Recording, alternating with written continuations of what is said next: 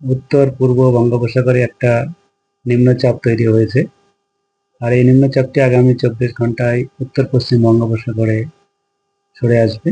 আর এর প্রভাবে আগামী দুদিনে আমাদের দক্ষিণবঙ্গের সমস্ত জেলাতেই হালকা থেকে মাঝারি বৃষ্টিপাত হওয়ার সম্ভাবনা প্রায় সর্বত্রই আছে। এর সাথে সাথে এক দু জায়গায় ভারী বৃষ্টিপাতও হওয়ার সম্ভাবনা রয়েছে। যে জেলাগুলিতে মূলত বেশি সম্ভাবনা সেগুলি হলো আমাদের দক্ষিণ চব্বিশ পরগনা, উত্তর চব্বিশ পরগনা, পূর্ব পশ্চিম মেদিনীপুর এবং হাওড়া, হুগলি, এর সঙ্গে কলকাতার কিছু কিছু এলাকায় হওয়ার সম্ভাবনা রয়েছে। আর আগামীকাল ভারী বৃষ্টিপাত হওয়ার সম্ভাবনা যেটা রয়েছে সেটা দক্ষিণ চব্বিশ পরগনা, পূর্ব পশ্চিম মেদিনীপুর, ঝাড়গ্রাম, বাঁকুড়া সব জেলাতে এক দু জায়গায় হতে পারে। তবে মূলত হালকা থেকে মাঝারি বৃষ্টিপাত সর্বত্র হওয়ার সম্ভাবনাই বেশি। আর এর প্রভাবে আমাদের মৎস্যজীবীদের সমুদ্রে যেতে মানা করা হয়েছে, কারণ দমকা হাওয়া সহ বজ্রবিদ্যুৎ সহ বৃষ্টিপাত হওয়ার সম্ভাবনা রয়েছে।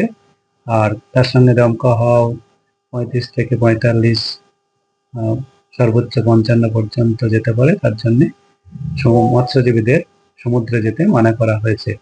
আর মৎস্যজীবীদের সমুদ্রে যেতে মানা করা হয়েছে 22 থেকে 27 পর্যন্ত, কারণ আরো একটা নিম্নচাপ তৈরি হওয়ার সম্ভাবনা রয়েছে 25 তারিখ নাগাদ, যেটি হওয়ার সম্ভাবনা হচ্ছে পূর্ব মধ্য বঙ্গোপসাগরে সংলগ্ন উত্তর পূর্ব বঙ্গোপসাগর এলাকায়।